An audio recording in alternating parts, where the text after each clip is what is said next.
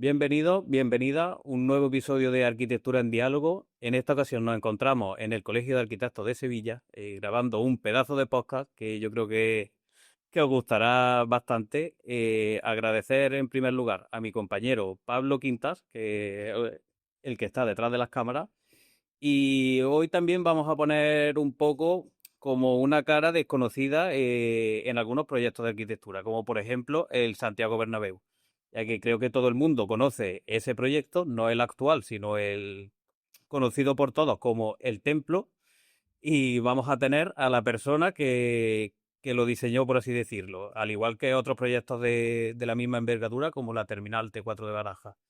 Así que, sin más dilación, agradecer a Carlos Lamela del Estudio Lamela que esté aquí con nosotros y nada más, y comenzamos con el podcast. Así que, ¿qué tal? ¿Cómo estás primero? Bueno, pues nada, muy bien, muy contento aquí en Sevilla con un día magnífico de primavera, un día de abril y muy contento por haber podido compartir ayer con una serie de compañeros y amigos una charla tan interesante y entrañable. O sea que muchas gracias a ti, Javier, y a Pablo, que está ahí detrás de la cámara por esta posibilidad de conversar ahora aquí con vosotros. Falta la cañita, como tú decías, pero encantado. Bueno, luego si no nos la tomamos después. Nada, bueno, agradecer otra vez porque sí que es verdad que este podcast ha surgido como un poco de imprevisto. Contacté con él hace 2 días y ha venido desde Madrid a dar una conferencia en el Colegio de Arquitectos y a raíz de ahí hemos podido hacer el podcast. Y nada, bueno, para la gente te voy a pedir, para la gente que no te conoce, que te presentes un poco. Bueno, Eh, pues soy Carlos Lamela, arquitecto. Nací en el año 1957, ya soy un arquitecto veterano. Acabé mi carrera en 1981. Curiosamente, poco después me vine a Sevilla a hacer las prácticas del IMEC, del Servicio Militar, que las hice aquí como alférez en la Avenida de la Borbolla, en el Regimiento de Ingenieros. Soy hijo de Antonio Lamela, yo creo que es uno de los grandes arquitectos de la segunda mitad del siglo XX en España. Mi padre acabó la carrera en el año 54, montó uno de los estudios más relevantes del país entonces y bueno, yo he tenido la suerte y la fortuna de poder continuarlo y el año pasado cumplimos ya 70 años ininterrumpidos de actividad profesional y espero que todavía nos queden muchos más. Joder, casi nada. Bueno, pues la primera pregunta que te quería hacer, y bueno, ya has contado que tu padre era arquitecto, pero esa vocación o ese interés por la arquitectura, ¿te viene desde pequeñito a raíz de estar con tu padre? ¿O cómo surgió ese interés?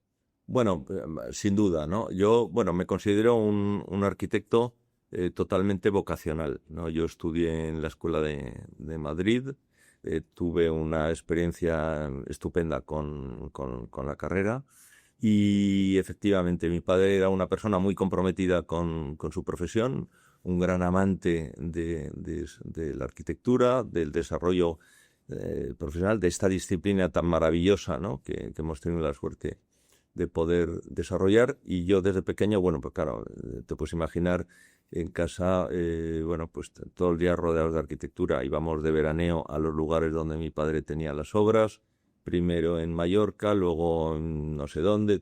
Entonces, bueno, pues yo ya con 5 años, incluso yo creo que antes acompañaba a mi padre a las obras. De hecho, recuerdo, ayer lo comentaba en la conferencia, por ejemplo, el Hotel Meliá Madrid, que se comienza en el año 63. Pues yo recuerdo perfectamente el agujero allí tremendo con todos los camiones yendo y viniendo, el complejo Galaxia. Recuerdo haber subido con mi padre a una vivienda cercana a hacer fotografías del solar y así te podría contar muchísimas cosas. Parábamos cuando veníamos a Andalucía en coche en el Motel El Hidalgo, que había hecho mi padre, siempre parábamos allí a dormir. Entonces, bueno, pues prácticamente aunque un niño luego siempre tiene esas ideas de que sí, astronauta, piloto, bombero, tal cual. No, porque Futbolista. bueno, en mi caso yo era portero y además era un mal portero, con lo cual mi carrera de futbolista yo sabía que no iba a ser muy buena y preferí la arquitectura. Y bueno, luego he tenido la suerte de trabajar con mi padre y tener responsabilidades muy pronto porque mi padre me lanzó al ruedo, pues prácticamente era yo un chavalín, ¿no? Porque yo acabé también muy pronto, yo acabé la carrera con 23 años, ¿no? Pues, y se podría decir durante toda esa trayectoria desde pequeño hasta que terminaste la carrera y bueno, un poco cuando entraste en el estudio, ¿qué aprendiste de tu padre como arquitecto? Bueno, mi padre era una persona excepcional, ¿no? Era una persona eh, mm, con mucho carácter, una persona con muy buena planta, imponía mucho en todo, era una persona además muy viajada, muy elegante de trato, muy educada, pero era muy serio en el trabajo y era una persona muy exigente. Yo siempre he tenido una relación extraordinaria con mi padre como hijo y como socio y como compañero, pero era una persona muy estricta en todo. Y bueno, pues tuve la suerte que desde el primer momento confió mucho en mí, fue muy generoso conmigo y me dio mucha cancha desde el primer momento. Entonces eso a mí me hizo tener un aprendizaje muy veloz en la vida de la profesión. Y he tenido la suerte de mirar esta fabulosa profesión que tenemos, ¿no? De la arquitectura desde una atalaya muy despejada y tener una visión bueno, pues muy satisfactoria, con lo cual, pues soy un gran afortunado, ¿no? Me considero, y a medida que pasa el tiempo, me considero y puedo ver que la fortuna ha sido mayor, ¿no? Pues la verdad es que sí. Bueno, y yo me alegro bastante de que le haya ocurrido así, porque bueno, yo soy un caso totalmente distinto. Yo como descubrí la arquitectura bastante tarde, entré en la carrera, por así decirlo, un poco de rebote, pero vamos, a ver dónde estoy, haciéndole una entrevista. Claro, claro, claro. No, yo siempre digo que esta es la carrera de las carreras, ¿no? Es decir, la arquitectura es algo que impregna todo, que te da una visión poliédrica de la vida. Todo está relacionado con la arquitectura. Totalmente de acuerdo. Nuestros museos, yo no necesito ir a un museo para disfrutar una ciudad. Lo veo, por supuesto, encantado para ver pintura, escultura, lo que sea.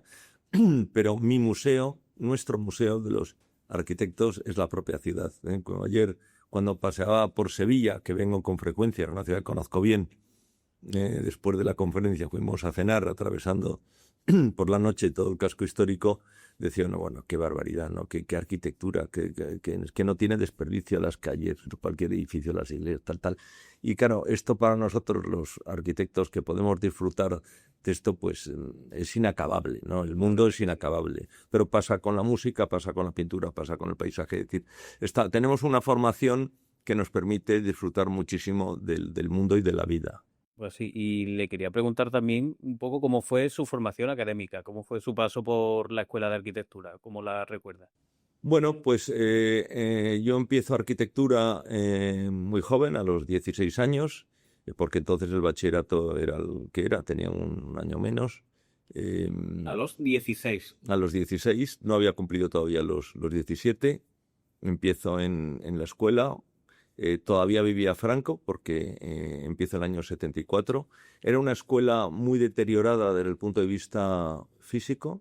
Yo ahora cuando voy a la escuela de Madrid, que está impecable, veo otra escuela. Entonces era una escuela muy deteriorada, llena de... Estaba todo viejo, antiguo, desvencijado, pero muy buenos profesores sobre todo de proyectos. Era una escuela muy masificada, era posiblemente la época en la que entraron más arquitectos, entraban más de 1000 al año. Luego se graduaban el 10% porque había una selección importante, sobre todo en primero y segundo, que eran selectivos. Era difícil, porque había que estudiar mucho. Normalmente por las tardes íbamos a academias porque teníamos que suplementar, ya que en la escuela eran clases de 230 personas, que como llevabas un poco tarde. Bueno, yo recuerdo las clases de historia de historia de arquitectura, de historia del arte, perdón, con Navascués, que eran a las 8 de la mañana, y como llegases más tarde, de las 7:30 de la mañana, no podías entrar en clase y tenías que oír en las clases, oír, no ver, porque claro, Navascués ponía ahí sus diapositivas con la clase Estaba oscura, delante la pero perilla. claro, efectivamente, pero los que estábamos fuera lo único que podíamos hacer era poner la oreja. Bueno, en ese aspecto era una escuela descuidada, pero sin embargo había un buen caldo de cultivo y bueno, suplementábamos en las academias con lo que estudiábamos, teníamos buenos profesores de proyecto y guardo un magnífico recuerdo de aquella época, entre otras cosas porque, como yo digo, de la juventud, aunque sea con pocos medios, pues siempre se guarda un recuerdo estupendo, ¿no? Pues sí que es verdad. Bueno, y pasamos un poco, bueno, también a raíz de su formación académica, le quería preguntar si está ahora como un poco puesto en lo que se da en la escuela de arquitectura, si le ve como algo de diferencia con respecto a cuando estuvo usted a lo que se enseña ahora. ¿Cómo cree que o digamos, si usted cree que ha mejorado como esa enseñanza? Bueno, no, vamos a ver, no te sabría decir, Javier, porque yo nunca he tenido una relación con el mundo académico, muy marginal, y ahora te contaré un poco más con más precisión, pero nunca he sido requerido para, salvo para dar charlas, alguna conferencia, mesas redondas, pero nunca. Por ejemplo, los arquitectos, ya que usted tiene su estudio, los arquitectos que entran ahora los ve que están correctamente preparados. Bien, ahí voy. Yo creo que los arquitectos salen ahora muy preparados, sinceramente. A mí cuando alguien pone en cuestión de que antes estudiaba, no lo sé, pero yo lo único que puedo decir, por lo menos los arquitectos y arquitectas, más arquitectas que arquitectos, llegan al estudio, es gente extraordinaria en todo. Yo lo veo. Y sobre todo, no tendrán una formación muy específica en determinadas cosas, pero tienen una capacidad de aprender y de absorber y manejan las herramientas con tal potencia que yo creo que la enseñanza ha mejorado muchísimo. Yo disiento cuando oigo que la enseñanza, lo que pasa que es una enseñanza diferente.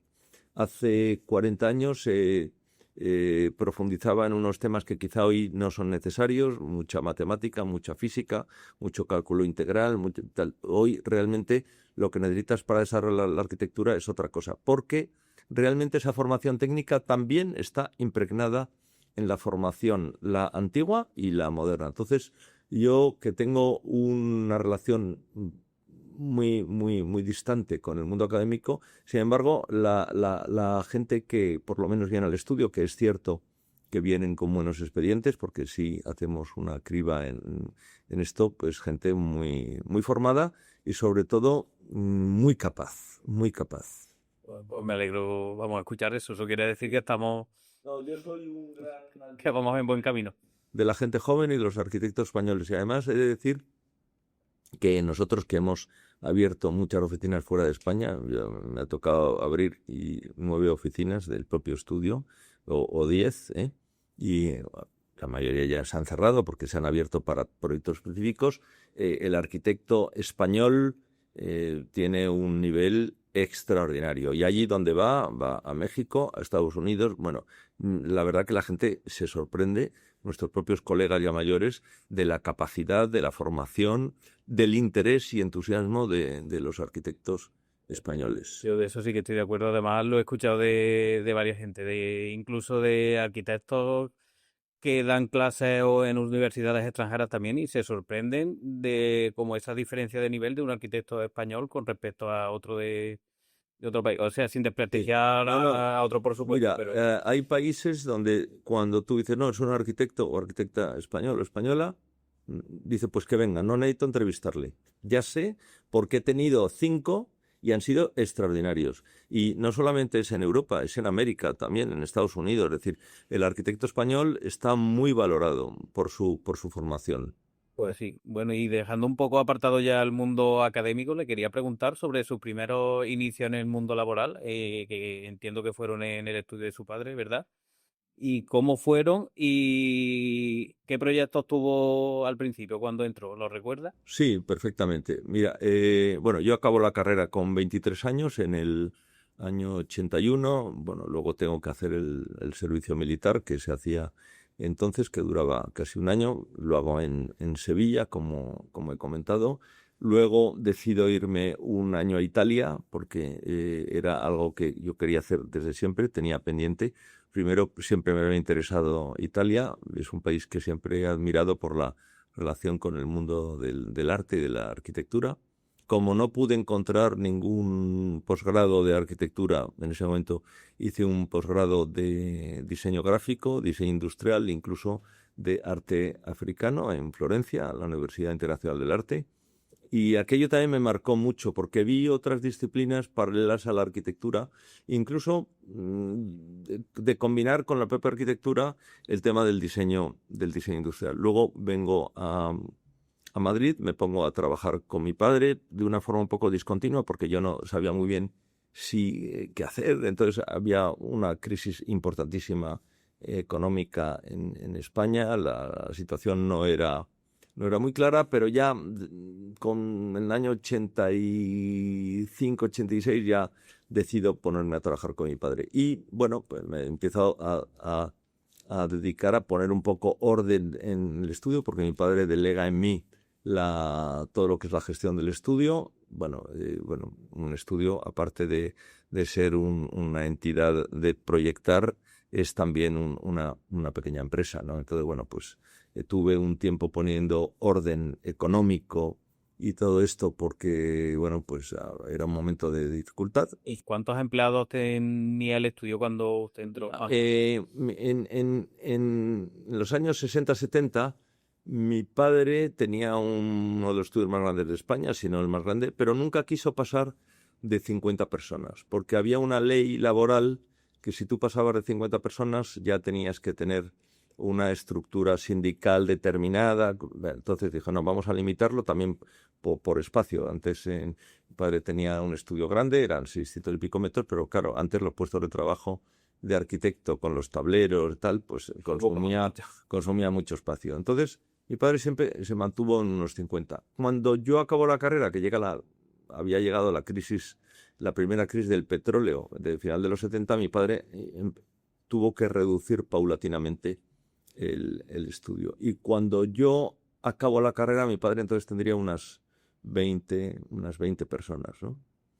Y bueno, pues a mí me toca hacer la reconversión y de esas 20 nos quedamos en 13 o 14.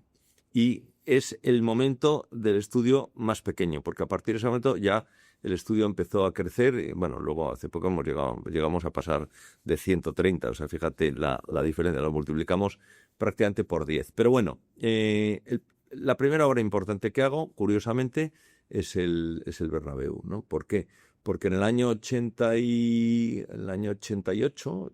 O sea, usted entra como en el estudio y lo primero que se encuentra es el Santiago Bernabéu. Prácticamente. Bueno, yo empiezo a hacer algunos proyectos residenciales, tal, pero da la casualidad que en el verano del 88 había ocurrido la tragedia de Heysel un año antes, que... la tragedia de Heysel, bueno, para toda la tragedia de Heysel se produce porque en una final de la Copa Europa en el estadio de Heysel, en Bruselas, entre el Liverpool y la Juventus, entra más gente de la que tenía el estadio capacidad en las localidades de pie, y el empuje de la gente que iba entrando por los vomitorios provoca el aplastamiento de todas las filas inferiores de la gente que estaba de pie contra las vallas que había intermedias y contra la propia valla de seguridad, porque antes los estadios, para que no hubiese invasiones de campo, tenían una valla metálica. Y hubo unos 60, 70 muertos y, bueno, cantidad de heridos. Y entonces, con buen criterio, la UEFA decide prohibir los espectadores, bueno, se quitan las vallas y se prohíben los espectadores de pie. El Estadio Santiago Bernabéu, yo además era muy aficionado al fútbol, como mi padre, íbamos los dos, yo desde pequeño con mi madre y mi hermana íbamos al fútbol, teníamos un abono en tribuna, conocíamos muy bien todo el tema y las peculiaridades del fútbol como espectáculo. Y entonces sabíamos que la UEFA había ya determinado que en el plazo de 2 años se tenían que sentar los espectadores. El Real Madrid tenía un estadio anticuado, el 70% de los espectadores eran de pie. ¿Y de cuánto aforo más o menos tenía? El Bernabéu tenía unos 120.000 espectadores que se metían ahí al mogollón, de los cuales había unos, para que nos hagamos una idea, unos 30.000 sentados y 90.000 de pie. Es decir, aquello era una barbaridad. Había avalanchas continuamente y entonces, bueno, pues yo le digo a mi padre un día, mi padre que conocía y tenía relación con Ramón Mendoza, Era el presidente de... presidente del Real Madrid, oye, papá, ¿por qué no vas a hablar con Mendoza y le dices que por qué no le hacemos una propuesta para hacer una ampliación del campo y sentar a la gente? Entonces, bueno, mi padre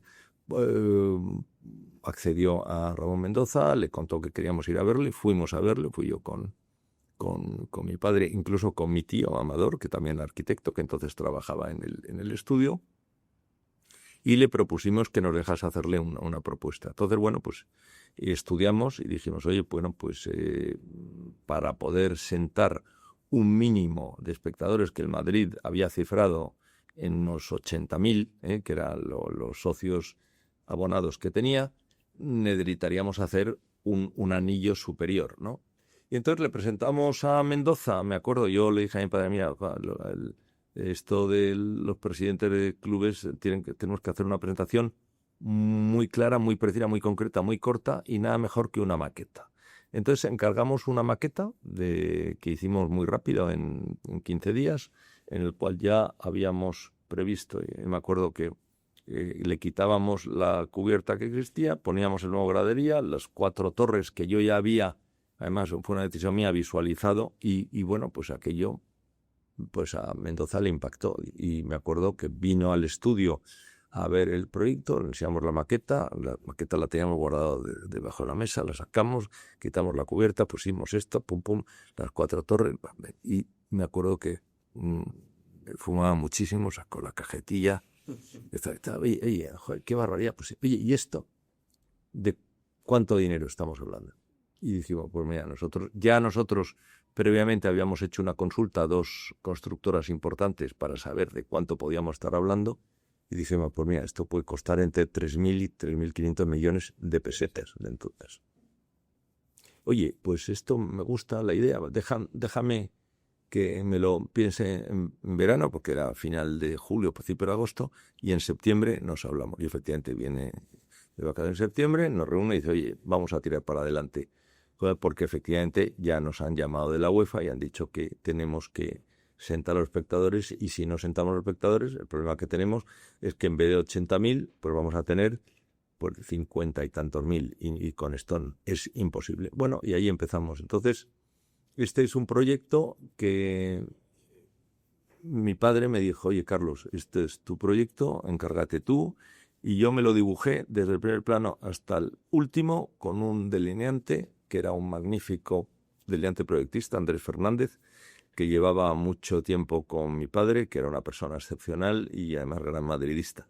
Y entre los dos nos dimos el proyecto. Yo ahora pienso, me parece imposible. ¿Cómo puedes hacer algún proyecto? Que por supuestísimo. Me parece pero bueno, tuvimos la suerte de que colaboramos con la ingeniería OTEP, con Pedro Juan Blanco y Rafael Buzón. Luego la empresa Ginés Navarro nos puso un ingeniero excepcional, José María Fernández, que recalculó toda la estructura y todas las pilas y el sistema constructivo, porque hubo que hacer un estadio encima de otro que además no resistía el peso, con lo cual hubo que hacer una estructura que tenía que fagocitar la existente y micropilotarla y pilotarla con el túnel que pasa por debajo del Bernabéu, el ferrocarril. O sea, una obra complejísima. Entre dos personas del estudio, pero... 2 personas, ahí no interviene nada más. Y luego durante 2 personas, que es la arquitectura, más José María Fernández como ingeniero. Y luego en la obra, yo siempre lo digo, éramos 4 personas. Estaba yo, que iba a la obra un par de veces por semana, Ricardo Fuentes, aparejador, un jefe de obra, Paco Polo, un encargado y el ingeniero, y punto. Y con eso se hizo todo. Reuniones con la propiedad, ninguna en los 3 años de obra. Y aquello fue a toda velocidad y una maravilla. No hubo ningún inconveniente durante la obra, fue perfecto, se acabó en plazo y prácticamente en coste, o sea que... Vamos, o sea, podría decir que es un poco todo lo contrario de lo que ha pasado con esta nueva reforma. Bueno, sí, esta nueva reforma que creo que se ha multiplicado por 4 el presupuesto, pero ya... Yo participé en el concurso y fuimos amablemente invitados, no ganamos, pero bueno, mira, la vida es así. Yo creo que es una reforma un proyecto que tiene su interés, y hecho por magníficos profesionales, buenos amigos míos además, o sea que... Sí, y le podría preguntar qué opina sobre el proyecto actual del Bernabéu, ¿cómo lo ve? Bueno, no me gusta opinar porque yo no debo opinar porque habiendo hecho lo anterior y habiendo participado en el concurso, es difícil para mí poder opinar. O sea que yo creo Con lo que cual yo creo que animo a toda la gente que busque la propuesta del estudio La Mela del Santiago ha Bernabéu, que sido puede aquí estar por por ahí. ahí. Sí, está por ahí. Efectivamente. Bueno, yo creo que todas las propuestas fueron de interés, ¿eh? Y sin duda, ¿no? Es cierto que cuando nosotros hicimos la propuesta no estaba considerado el tema de los conciertos ni el sistema del hipogeo con el pliegue de las bandejas de los campos. Es decir, en la primera fase de la propuesta ni siquiera estaba planteado que se pudiese cubrir el campo, y ya hubo una segunda fase que se nos requirió a los diferentes equipos que incorporásemos una cubierta del terreno de juego, que yo sinceramente creo innecesaria, porque en un clima como Madrid, eso yo creo que todos los campos que hay cubiertos son para otro tipo de climas, ¿no?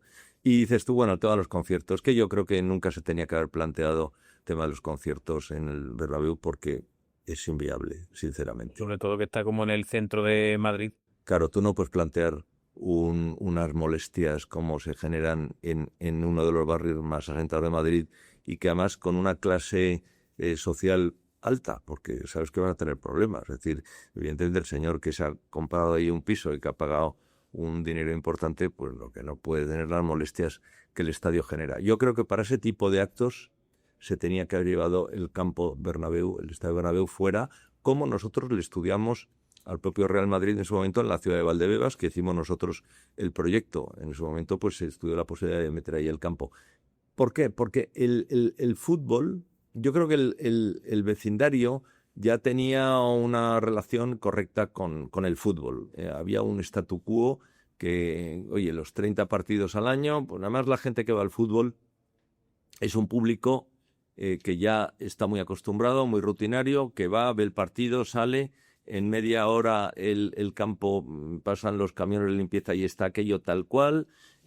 Pero claro, los conciertos son otro tipo de espectáculo, otro tipo de gente, otro tipo de planteamiento, gente que va 2 días antes allí por las entradas, otro tipo de logística, por supuesto el tema del ruido. Yo por eso creo que ha sido un error, pero no por parte del Real Madrid, porque el Real Madrid está en su derecho de poder. Yo creo que el ayuntamiento tenía que haber hecho un análisis muy claro de esto, y se tenían que haber dado cuenta que esto era inviable. De esto. Como bueno, pues dejando un poco el tema Bernabéu, creo que saldrá ahora más adelante, pero ¿qué define hoy día al estudio La Mela? Digamos, ¿en qué tipo de proyectos se centra y cómo se desarrollan desde que el cliente se pone en contacto con vosotros o desde que os presentáis a diferentes concursos? Bueno, yo creo que cada estudio de arquitectura cada maestrillo tiene su librillo, ¿no? Pero yo creo que el estudio ahora, bueno, pues yo creo que funcionamos como cualquier otro estudio, porque hacemos cualquier tipo de obra. La gente cuando nos dice, bueno, mira, pues ahora, por ejemplo, el proyecto residencial estamos haciendo muchísimo. No sé si tenemos ahora ante el proyecto construido 5.000 viviendas. Es un tema, la gente piensa que nos dedicamos a hacer proyectos de grandes infraestructuras. Hacemos de todo. Si alguien viene para encargarnos un proyecto pequeño pero interesante, por supuesto que lo hacemos, ¿no? Podemos hacer un local comercial, por supuesto que lo hacemos.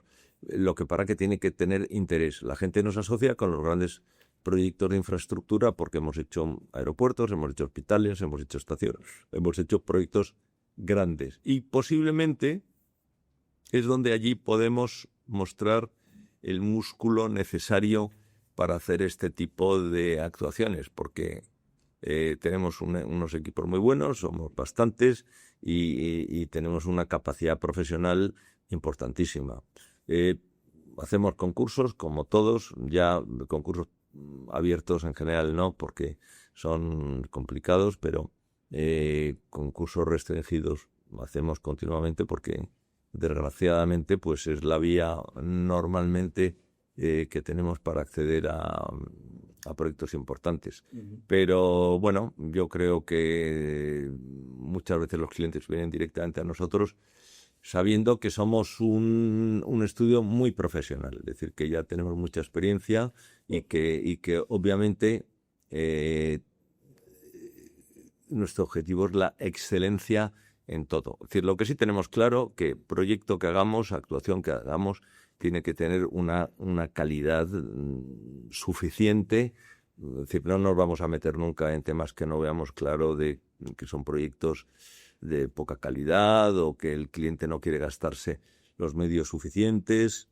Bueno, yo creo que eso sí lo tenemos claro. Y otra pregunta, desde que entró usted bueno, entraste al estudio, ¿cómo crees que ha cambiado la forma de proyectar o de diseñar los proyectos? Ha cambiado completamente. Cuando yo empiezo en el estudio y pongo el ejemplo del Bernabéu, pues entonces se dibujaba todo absolutamente a mano. Se dibujaba como hacía 500 años. Es decir, yo he visto la mesa de trabajo de Leonardo da Vinci y digo, pero si esto es el mismo tablero que tenía yo con la regla de T. Es decir, el único que el pergamino era un poco más grueso que el papel vegetal y en vez de un rotary tenía una pluma de ganso con el tintero. Pero realmente al final yo cuando veo planos de edificios de Villanueva, por ejemplo, ¿no? El Museo del Prado, tal, digo, bueno, pues esto es lo que hacíamos nosotros cuando acabé la carrera. En los años 90 es cuando empieza a cambiar el tema de la digitalización, que es lo que ha hecho cambiar completamente la profesión. Y luego cuando viene el diseño, que entonces se llamaba asistido por ordenador, ni siquiera por ordenador, asistido por ordenador. No, y ahora con el BIM, lógicamente, que ha revolucionado totalmente porque ya se diseña en 3 dimensiones, ya las visualizaciones, las perspectivas, los renders se hacen de forma continua mientras se proyecta, porque antes se acababa y se hacía una perspectiva, un render, por ejemplo, del Bernabéu. No se hizo ni una sola perspectiva. Se hizo una maqueta y una maqueta porque era más fácil y con la maqueta se hicieron fotografías de la maqueta. Pero claro, entonces los perspectivistas eran pintores, artistas, hacían una perspectiva, por eso los arquitectos tienen que dibujar también esos lavados, esas manchas que se hacían. Ha cambiado de forma radical lo que es el sistema de proyectar. Lo que no ha cambiado tanto es la conceptualización del proyecto. Yo creo que mentalmente proyectamos de forma muy parecida, lo que cambia es la aproximación a materializar ese proyecto en un soporte, porque al final tienes que tener un soporte para construir, ya sea un soporte digital o un soporte en papel. ¿Mm? Pero el proceso, radical. Vale. Y otra pregunta, ya que con su trayectoria, ¿cuál diría que ha sido el proyecto más difícil en el que ha estado o alguno que le haya quitado el sueño, por así decirlo, de, igual la solución que hemos propuesto puede que no me convenza, puede que la estructura no se sostenga, puede que... Bueno, ahora, proyectos complejos hemos hecho muchos técnicamente. Yo creo que los más complicados, los dos más complicados, han sido, por supuesto, la T4 y yo diría más que la T4 el complejo Canalejas. El complejo Canalejas, que son 7 edificios para convertirlo en el Hotel Four Seasons de 200 habitaciones, la galería comercial, el parking y las viviendas que van sobre el hotel, ha sido un proyecto de una complejidad enorme por toda la cuestión de defensa del patrimonio, porque técnicamente había que dejar unas fachadas colgando prácticamente, y mientras se trabajaba en subterráneo con unos sistemas constructivos muy complejos, realizando unos pozos de cimentación que había que hacer a mano con unos señores que tenían que bajar a 14 metros de profundidad allí. Y a mano. A mano, porque eso había que hacerlo a mano. Cuando yo veía en esos pozos un señor trabajando 14 metros, es 5 plantas de altura, pero tal, que para que comiesen o bebiesen, pues no podían subir y bajar, había que darles con una cuerdecita, un cestito con el agua, no sé qué, unos tíos ahí, pim, pim, pim, pim, pim, pim, eso, vamos, como dicen, asusta un poco. Sí, increíble. ¿Y algún proyecto que le haya emocionado o...? Bueno, muchos. Este de Canalejas era un proyecto muy, muy emocionante en todo. La T4 el Bernabéu para mí fue una obra increíble porque me pilló muy joven y además yo que era y sigo siendo un gran madridista y además iba al fútbol los domingos, con lo cual yo iba al fútbol y podía ver la obra y claro, estaba ahí viendo todo lo que hemos hecho y digo, espero que nadie se haya dejado ahí un martillo arriba y con el viento del martillo se caiga encima, porque claro, cuando hacíamos el Bernabéu, una de las instrucciones del Real Madrid es que no se podía perder ni una sola localidad ni un solo día. Es decir, teníamos que hacer la obra y a veces había 2 partidos a la semana. Jugaba el Madrid el domingo, luego jugaba el miércoles. Entonces, bueno, realmente fue muy, muy emocionante para mí. También ha sido muy emocionante algunas obras que hemos hecho fuera de España, por ejemplo, la que hicimos en México para el Contact Center del Santander. Yo cada vez que iba ahí a México, la verdad es que era muy muy, muy impactante, ¿no? Y sí, y bueno, y la T4, por supuesto, ¿no? Por todo lo que rodeó a su construcción y la responsabilidad de hacer una obra tan importante. Y luego le quería preguntar también a raíz de esos proyectos como el Bernabéu o la T4, que cómo se gestiona esa presión mediática o política con proyectos de tanta importancia. Y a raíz de eso quería contarle también una anécdota de los arquitectos Burgos y Garrido, que vinieron el año pasado a darnos una charla en la clase del máster. Y ellos han sido los encargados de hacer el proyecto de Madrid-Río, con lo cual tuvieron que derribar el estadio del Atlético de Madrid, el Vicente Calderón, y nos contaba que le llegaban cartas a su estudio de arquitectura amenazándolo de muerte. Bueno, sí, Con lo cual, yo no he llegado a amenazar de muerte, pero cartas muchas de seguidores, de que además con propuestas. Algunos te dibujaban en 4 folios su idea de cómo cubrir el estadio, no sé qué, con croquis, no sé qué, tal, las cosas más peregrinas. Y por supuesto contestábamos a todas, ¿eh? vale, A todas las cartas. Y sí, bueno, efectivamente la presión mediática en proyectos, te puedes imaginar, los proyectos aeroportuarios o relacionados con el mundo del fútbol. Pero bueno, yo creo que siempre con discreción y con tranquilidad y afrontando las cosas en su debido momento, sin ningún problema, ¿no? pues mira, qué bien. Nada, vamos a pasar a otro tema que me comentaron ayer por Pinganillo de Ayesa. Y es que eres muy aficionado a la aviación. ¿Y de dónde surge ese interés? Y, y cómo bueno, y lo más importante, ¿cómo vives esa afición? Pues mira, yo a la aviación soy aficionado desde pequeño. Los aviones me encantaban siempre, ¿no? Y es más, yo recuerdo perfectamente siendo muy pequeño, tenía yo 3 o 4 años, de estar paseando con el Retiro con la cuidadora y ver un ruido, un avión pasar y querer cogerlo, ¿no? Y querer cogerlo, ¿no? Es decir, eso me acuerdo perfectamente. Siempre me ha gustado. Cada vez que oía un ruido de un avión, brrr, miraba dónde había. Entonces, cuando tuve ya una edad, bueno, antes de cumplir los 30 años, pues bueno, decidí sacarme el título de piloto de ultraligeros. Empecé con los ultraligeros, estuve volando ultraligero mucho tiempo. Tuve una desgracia que mis 2 profesores tuvieron un accidente y se mataron, los dos juntos además, y aquello, aunque seguí volando después, bueno, me hizo coger una cierta prevención. Entonces decidí sacarme el título de piloto privado ya para volar avionetas, que era una cosa un poco más seria y un poco más regulada, y nada, me saqué el título. Claro, cuando yo me hago piloto, no pensé que iba algún día a hacer aeropuertos, pero ya tenía yo en la cabeza el mundo de la aviación. Y posiblemente, si no es por la afición a volar y a los aviones, pues no hubiese hecho las terminales aeroportuarias, porque hay un cordón umbilical que va uniendo todo. Yo acabo haciendo el Bernabéu por la afición mía y de mi padre al fútbol. Si nosotros no hubiésemos sido tan madridistas y conociésemos el estadio como lo conocíamos, pues nunca se nos hubiese ocurrido hablar con el Real Madrid para el tema del estadio, con lo cual siempre hay una vinculación. E igual que me pasó con el Bernabéu por nuestro madridismo, pues yo creo que me ha pasado con el mundo de la aviación. Entonces, a raíz de esta afición empezamos a contactar con AENA en un momento en el que AENA estaba empezando a hacer actuaciones importantes, porque como dije ayer en la conferencia, el mundo de la arquitectura aeroportuaria hasta que llega la Expo del 92 y las Olimpiadas del 92, pues estaba dominado por los militares. Todo lo que era referente a aeropuertos dependía del Ejército del Aire.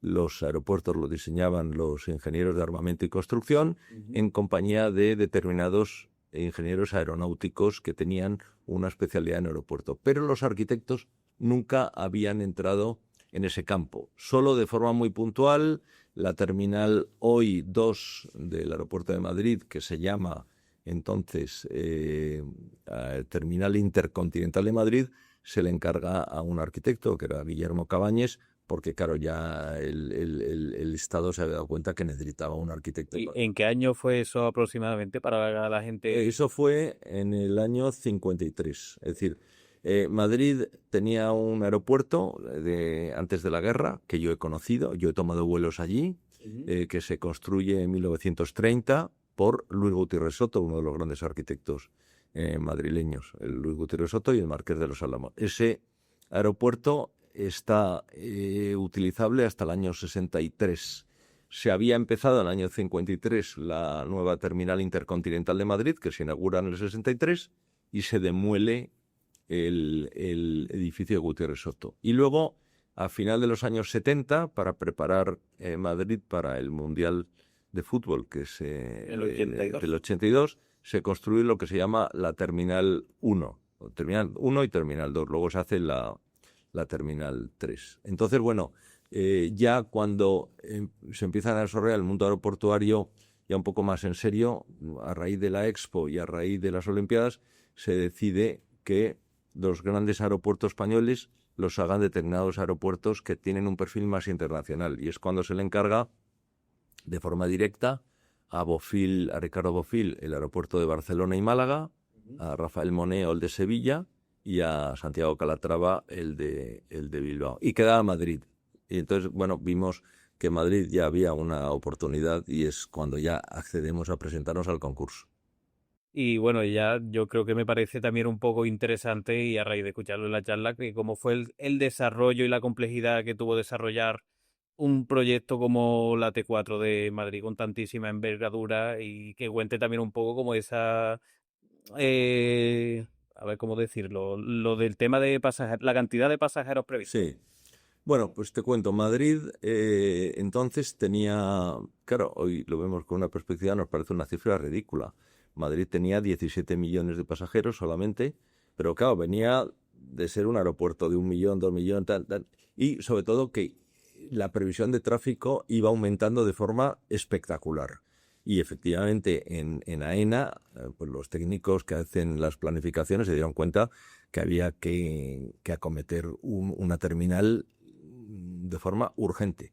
Es cierto que nadie supondría en aquel momento que Madrid iba a llegar al tráfico que hoy tiene, que tiene casi... Y en aquel momento, ¿qué año estamos hablando? Estamos hablando del año 95, por ejemplo. En el año 95 Madrid tenía 17 millones, claro, ya había pasado la Expo y entonces se decide que hay que hacer una terminal nueva, ¿no? Una terminal nueva para 30 millones de pasajeros. Pero fíjate, cuando Madrid tenía 17 millones, una terminal que era triplicar el tráfico, porque 17 más 30 son 47 millones. Entonces, incluso dentro del mismo AENA, la gente decía, pues habéis vuelto locos, qué barbaridad, una terminal tal, porque iba a ser la terminal más grande nunca construida en el mundo. Nunca se había hecho una terminal de golpe para 30 millones de pasajeros, porque los aeropuertos van ampliándose las terminales poco a poco, ¿no? Y entonces el campo de vuelos de Madrid tenía solamente 2 pistas, que eran 2 pistas cruzadas, y que se quería eliminar una porque había habido un accidente importante en el año 83, que habían chocado 2 aviones un día de niebla en el punto de cruce, y se decidió hacer lo que entonces se llamaba la tercera pista. Pero claro, esa tercera pista realmente no era una tercera, era una segunda, porque al eliminar una de las cruzadas quedarían 2. Si se construía una terminal nueva para 30 millones, que es las especificaciones que se dieron en el concurso, pues claro, era ampliar de forma importantísima el flujo de pasajeros, pero sin embargo sin ampliar el campo de vuelos. Y alguien de AENA dijo, no tiene sentido seguir metiendo pasajeros cuando tenemos solamente 2 pistas. ¿Por qué no hacemos otras 2 pistas más? Y se logra hacer esto, como yo digo, en el último minuto, porque se pudo tramitar, porque son tramitaciones muy complejas, sobre todo desde el punto de vista medioambiental. Existía la reserva de suelo, pero por las servidumbres aeronáuticas, que en cuanto a separaciones de pistas, a despegues, aterrizajes, bueno, pues esto es algo que dominan muy bien los ingenieros aeronáuticos, prácticamente no había espacio porque había que modificar de forma puntual el cauce de un río, el río Jarama. Y bueno, se pudo hacer. Pero se pudo hacer entonces, pero hoy sería imposible. Hoy, esto que se logró hacer en los años 90, hacerlo hoy, imposible. No hubiese habido permiso por parte de las autoridades medioambientales.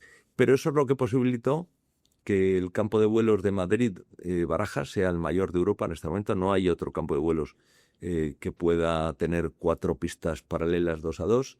Y entonces ya permitió hacer un proyecto en condiciones y que fuese crecible.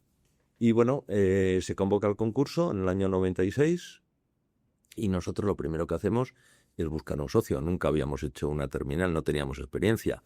Y entonces, bueno, pues se nos ocurre contactar con el estudio de Richard Rogers en Londres. Barajamos alguna otra alternativa. Recuerdo que barajamos el contactar con Renzo Piano. Entonces no era tan fácil como hoy. No había correo electrónico, no había internet, teníamos el fax y poco más, y el teléfono, ¿no?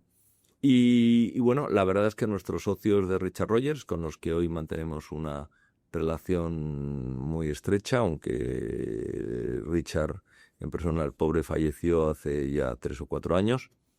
Y bueno, nos acogieron con mucho entusiasmo y nos pusimos a trabajar. Hubo una serie de cambios durante el concurso que afectaron un poco al funcionamiento, porque hubo un cambio político entonces, cambiaron las condiciones del concurso, pero bueno, al final decidimos presentarnos, hicimos el proyecto en un plazo cortísimo de 20 días y pumba, y ganamos. Y para que la gente se haga una idea de la envergadura de ese proyecto, ¿cuántos metros cuadrados Mira, ese proyecto, aproximadamente? la terminal más el satélite, tenía 1.100.000 metros cuadrados y entonces fue el proyecto más grande que nunca se ha hecho en el mundo.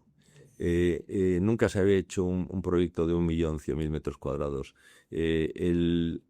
La terminal, el proyecto más grande que se estaba haciendo en aquel momento era el aeropuerto de Hong Kong, de Chek Lap Kok, que era un poquito más pequeño. Y esto fue un reto, porque no solamente se hizo el proyecto en un plazo récord, sino la construcción. Y desde que empezó y se adjudicó el concurso, que se adjudicó, me recuerdo perfectamente porque fue el día que yo cumplí 40 años, o sea, te recuerdo como, ese fue el día de la noticia. Hasta que fue en el 97, hasta que se inauguró, febrero del 2006, pues pasaron, no llegó a 9 años, es decir, 8 años y medio. Que nuestros propios socios ingleses se decían, bueno, lo que se ha hecho en España es un milagro, porque nosotros íbamos trabajando en la Terminal 5 de Cero y llevamos 20 años. Qué barbaridad, sí. Bueno, y ya era como el proyecto más grande del mundo, con una capacidad, vamos, muy alta de pasajeros, y también un poco remarcar que ahora mismo se está volviendo a ampliar, se está haciendo una ampliación de la T4, junto con Ayesa, que es donde yo trabajo, y es que está creciendo como a un ritmo exponencial. Pues sí, es increíble que, a pesar de que algunos no se creían que Madrid iba a seguir creciendo tan rápido y nos llamaban locos a todos los que estábamos interviniendo, la gente decía, esta obra faraónica, ¿pero dónde vais? Con una terminal de 30 millones de pasajeros. Pero, bueno, Madrid hoy es uno de los aeropuertos del mundo que más crece, ya tiene 67 millones y sigue creciendo a un ritmo tremendo. Entonces se planteó, por un lado, remodelar la terminal 1, 2, 3, que nos presentamos al concurso con Ayesa justo antes del COVID, en una idea que nosotros ya habíamos barajado con AENA de construir un edificio facturador delante de las terminales y separar lo que era la facturación recogida de equipajes del propio embarque, y luego ampliar la T4. Entonces, para la ampliación de la T4 también decidimos, como ya estábamos trabajando con Ayesa, Natuno, T2C3 y tenemos una magnífica relación, pues nos presentamos conjuntamente. Y ya había establecido que tenía que haber una ampliación importante, que más o menos son 300 metros el dique principal, más el facturador, lógicamente el satélite 400 metros, el procesador del satélite, los nuevos parking. Son proyectos, ambos dos, de gran complejidad, porque estamos hablando del que puede ser uno de los aeropuertos más grandes del mundo, y Madrid con esta ampliación se puede colocar en 90 millones o incluso llegar a 100, que ya es una cifra importantísima, en un aeropuerto a 13 kilómetros de la Puerta del Sol, y a ningún semáforo de la Puerta de Alcalá. O sea, fíjate tú, porque es un aeropuerto que tú te coges de la Puerta de Alcalá y llegas al aeropuerto en 10 minutos, que es una cosa increíble. Y es un aeropuerto que puede llegar a 100 millones de pasajeros. Es una cosa única en el mundo. La verdad que sí. Y bueno, ya dejando un poco de lado los proyectos que se hacen en el estudio La Mela, vamos a pasar a la visión que tienes sobre el mundo de bueno, o sea, la arquitectura en concreto. Y con la primera pregunta que te quería hacer es, ¿crees que el ciudadano medio no entiende sobre lo que hace un arquitecto? Bueno, yo creo que es posible que nuestra labor sea poco conocida, ¿no? Y minusvalorada, ¿no? Vamos, y es un poco el motivo por el cual se hace este Claro, podcast, para claro. transmitir un poco Yo lo que hace. creo que si la ciudadanía media supiese lo que hacemos los arquitectos, lo comprometidos que estamos con nuestra profesión, con la ciudad, con nuestro entorno, lo que queremos a la sociedad con nuestra perspectiva de arquitectos, se nos juzgaría mucho mejor. Yo creo que hay un gran desconocimiento, pero posiblemente ese desconocimiento sea en todos los ámbitos y profesiones, porque también la ciudadanía media, pues no sé lo que pensará de lo que hace un cartógrafo o un topógrafo o un matemático, ¿no? Entonces, yo creo que hay profesiones que son mucho más cercanas. La ciudadanía media, pues sí, yo creo que entiende lo que hace un médico, más o menos, porque va mucho al médico, ¿eh? A un abogado, bueno, de vez en cuando, pero claro, a un arquitecto hay muy pocos ciudadanos que van directamente a un arquitecto, el que se encarga un día una casa, una reforma, tal.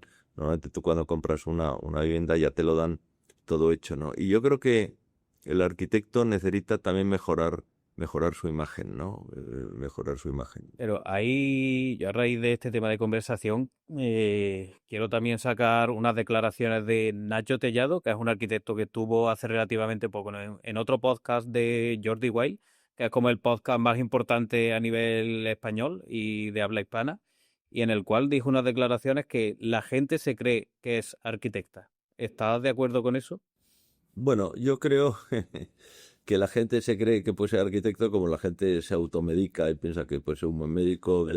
Yo creo que sí, bueno, claro, es que hacer una distribución de una vivienda, no, pues aquí pongo el comedor, aquí la cocina, aquí el dormitorio, que un poco para arriba, para abajo, pues yo creo que todo el mundo piensa que lo puede hacer. Luego te das cuenta que ves unas barbaridades cuando alguien te dice, no, no, eso es que eso.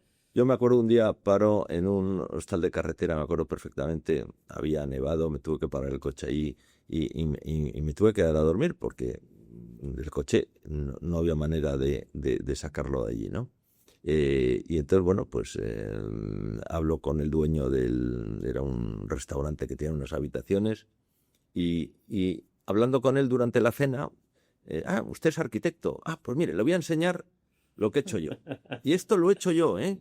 El arquitecto por aquí ni pasó, ni pasó. Bueno, vino a firmar. Esto, y claro, yo me estaba enseñando lo que estaba haciendo, lo que había hecho, unas aberraciones. Yo digo, mi madre mía, y se está presumiendo de esto, una cúpula ahí que he hecho, no sé qué, tal, pero todo medio mal, tal, porque no tenía aquello ni pie ni cabeza, ¿no? Pero bueno, él estaba orgullosísimo de lo que había hecho, porque el arquitecto era él y solamente había venido un tío a firmarle, ¿no? Claro, yo le decía, sí, muy bien, enhorabuena, ¿no? Pues, no, madre, ¿no? Y bueno, pues yo creo que todo el mundo piensa, bueno, pues esto, imagino que en la medicina pasará lo mismo. No, pues esto no necesito ningún médico, porque yo llego, me tomo mi antibiótico, a lo mejor uno está tomando un antibiótico que no le hace nada para lo que tiene, ¿no? Y, bueno, pero, ¿qué vamos a hacer? Los españoles somos así, ¿no? Bueno, Nos gusta mucho el improvisar y el hacer un poco de todo, ¿no? pues sí. Y bueno, y a raíz de un poco tema de la cantidad de turistas que visitan Madrid y otras ciudades del mundo, le quería preguntar sobre qué ciudad te parece un buen ejemplo de urbanismo y si crees que estamos construyendo ciudades realmente habitables. Uh, pues esa pregunta es compleja. Vamos a ver. Yo creo que desgraciadamente en España tenemos un país maravilloso, pero el urbanismo no se ha hecho muy bien. Yo creo que se han tomado decisiones malas. La urbanización de la costa, por ejemplo, creo que fue un error en general, de la fachada mediterránea fundamentalmente. Las cosas se podían haber sido muy mejorables. Yo creo que el urbanismo no es nuestro fuerte. Hacemos buena arquitectura a veces con piezas separadas, ¿no? Ujú. Pero son como piezas aisladas, pero en general yo diría que la arquitectura es el 10, el 15, el 20% y el resto es el 80% es construcción. Y las ciudades españolas no pueden eh, calificarse como una nota por la arquitectura de los últimos años, ¿no? Estos cinturones que han aparecido, yo creo que bueno, todo es muy mejorable, ¿no? Ahora, bueno, yo estoy en mi cruzada, por ejemplo, contra los grafitis, ¿no? Que han deteriorado tanto. Yo cuando veo cómo está Madrid, ¿no? Todos los accesos, ¿no?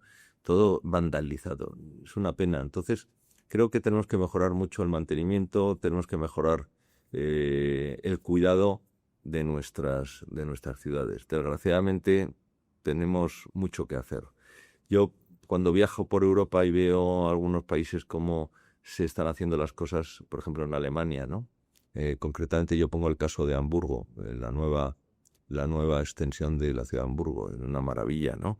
O los países nórdicos, cómo se acometen esas cosas en Finlandia o en Suecia, ¿no? Te da un poco de pena, pero bueno, también es cierto que son países con otro nivel de desarrollo. Vale, pues bueno, yo creo que vamos a ir cerrando un poco lo que es el podcast, porque ¿cómo vamos de hora, Pablo?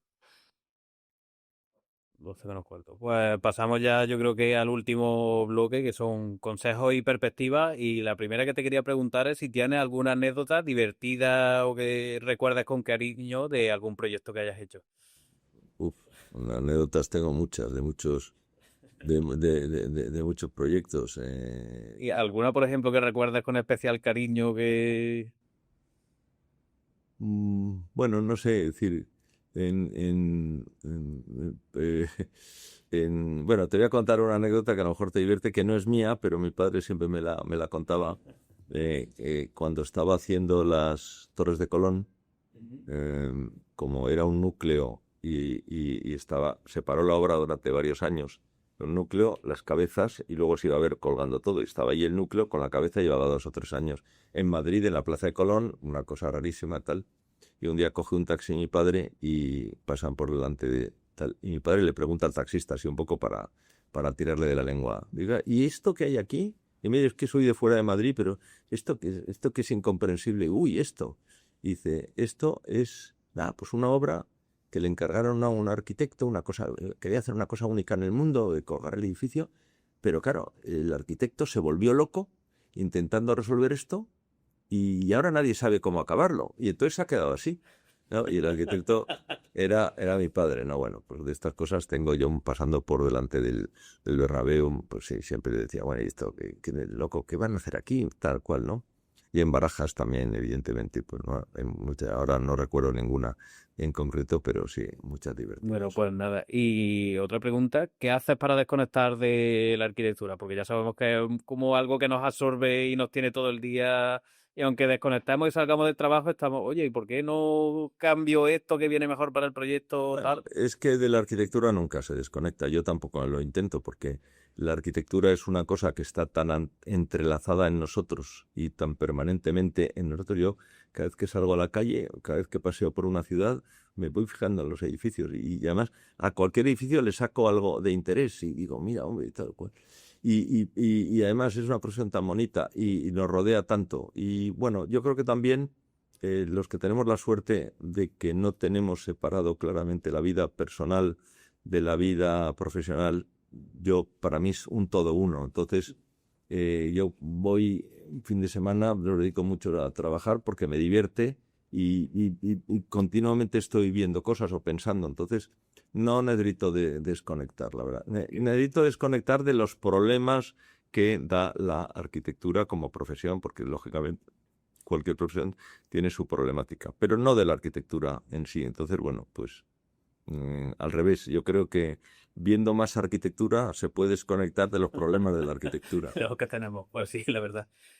Bueno, y pasamos a otra pregunta que yo creo se la hago a todos los invitados que vienen a este podcast, y es que ¿qué estudio de arquitectura o arquitecto, dejando un poco de lado al estudio Lamela, le parece como un referente en la arquitectura ahora mismo, a nivel mundial? Bueno, mira, yo si tuviese que decir a alguien que admiro profundamente, he tenido la suerte de trabajar con muchísimos arquitectos de talla mundial, ¿no? He trabajado con Rogers, he trabajado con Foster, he trabajado ahora con el tema de Schiphol con Kiskan, que es un grandísimo profesional también. Hemos trabajado con arquitectos italianos, con americanos, muchos, y siempre con una relación extraordinaria. Yo te diría que hay dos grandes arquitectos que admiro profundamente. Norman Foster, porque creo que es el gran arquitecto de los últimos 50 años, espectacular, ¿no? Yo cuando vi en París, en el Pompidou, la exposición sobre su obra, me quedé lelo. Yo nunca he estado en una exposición 6 o 7 horas mirándola. Comí allí, la vi por la mañana, comí y volví por la tarde, porque es que era todo, cada maqueta, cada plano, cada proyecto. Tuve la suerte de trabajar con él personalmente, de conocerlo, de visitar la Fundación Foster en Madrid, que nos la mostró él de forma personal, que es una suerte que no sabemos la fortuna que tenemos en Madrid de tener la Fundación Foster en nuestra ciudad, espectacular, ¿eh? Y es un arquitecto, vamos, como la copa de un pino, el gran arquitecto de los últimos 50 años, ¿no? También tengo especial admiración por Renzo Piano, al que lo conocí brevemente porque hicimos un concurso en el cual no ganamos, ganó su propuesta en Italia, en Turín, también un proyecto muy importante, pero bueno, te diría que además, como a mí ya he dicho y sabes que todo lo italiano, todo lo que sea italiano me interesa y me gusta, pues también te diría que es un gran arquitecto admirado. Y por supuesto mi socio Richard Rogers también es otro de los grandes, ¿no? ¿Y cuál dirías que es el proyecto arquitectónico o el edificio que más te gusta a nivel mundial? Porque, por ejemplo, yo siempre lo cuento en los podcasts, para mí es la Sagrada Familia de Gaudí. La Sagrada Familia, pues mira, la Sagrada Familia yo la visité hace unas semanas y también muy impactante, pero quizá yo las dos obras de arquitectura que más me han impactado, la Ópera de Sydney, por ejemplo, que la vi como hace 4 o 5 años, no, más, quizá, digo 4 o 5, pero quizá ya hace 10, bueno, que sin embargo me pareció mucho más pequeña vista Sí. allí de lo que me imaginaba, porque cuando uno la ha visto en tantas fotografías, allí tiene un tamaño menor, pero sí me impactó. Me impactó además por toda la historia del proyecto, que yo conocía bien, porque me documenté todo lo mal que lo pasó Hudson con todo su proceso, también muy impactante. Y luego otra obra que me impactó muchísimo es la sede del Lloyd's en Londres de Richard Rogers. Cuando la vi en el año 90 y pocos, o 80 y muchos, yo nunca pensé que iba a tener la oportunidad de colaborar con el equipo de Rogers, y aquello me impactó. Y por supuesto, otra obra, fíjate que aunque sea de perogrullo, no es una obra. Bueno, sí, es una obra de ingeniería que es la Torre Eiffel. La Torre Eiffel me sigue impresionando su historia. Cada vez que leo me impresiona más, y es una obra que la veo con mucha frecuencia porque voy a París y siempre me impacta muchísimo. Pues sí, la verdad. Pues ya sabéis, a todos los que nos estáis viendo, os animo a investigar un poco sobre todos estos proyectos y a visitarlos si tenéis oportunidad. Y ya últimas preguntas. ¿Qué invitados te gustaría que tuvieran en este podcast? Bueno, yo creo que hay muchísimos candidatos que serían extraordinariamente buenos. Yo creo que en España ahora tenemos un plantel de arquitectos estupendos, gente joven, gente con muchas ganas, y bueno, yo creo que eso, vosotros que estáis más conectados con el mundo de la arquitectura joven, pero yo creo que deberíais apostar por traer gente que está haciendo obras realmente extraordinarias, que yo tengo la oportunidad de ver en las revistas que ojeo y me congratulo mucho cuando veo la profesionalidad, el interés, el cariño, el entusiasmo de nuestros colegas y de nuestras colegas. Y yo creo que tenemos una profesión magnífica en un país magnífico y tenemos que difundirla, como hacéis vosotros, que yo creo que estáis haciendo una labor excepcional, porque esto que decías de acercar la arquitectura y la profesión a la sociedad es algo vital para que se nos valore más, para que se nos comprenda más, para que se sepa también de nuestras dificultades diarias, que no son fáciles, y que podamos hacer unas ciudades más agradables para todos y unos entornos más agradables, ¿no? Que es al final de lo que se trata, que seamos más felices, ¿no? Que contribuyamos más a la felicidad común. Pues nada, ya por último agradecerle que haya estado aquí con nosotros y espero que a toda la gente que nos ha visto que le haya gustado el podcast, que seguro que sí. Y ya por último decir, no sé cuándo saldrá este podcast porque esta tarde grabamos otro, con lo cual no sé en qué orden saldrán, pero bueno, en cualquier caso yo creo que cuando salga a la gente le encantará y muchas gracias de verdad por estar aquí. Gracias a ti, Javier, gracias a Pablo, que lo tenemos, como tú has dicho, detrás de la cámara, pero creo que hacéis una labor extraordinaria y yo os animo a que sigáis con esta ilusión. Ya también por último un saludo a mi compañero Juan Carlos, que también me ayuda detrás de las cámaras alguna que otra vez y sin ellos pues no sería posible, la verdad. Pues por supuesto, y también gracias al colegio de Sevilla que nos ha permitido este espacio del despacho de la decana para grabar y que por supuesto tuvo la gentileza de invitarme ayer a la conferencia y disfrutamos mucho aquí conjuntamente con ellos. Así que sin más, adiós y nos vemos en el próximo capítulo. Muchas gracias. Muchas gracias.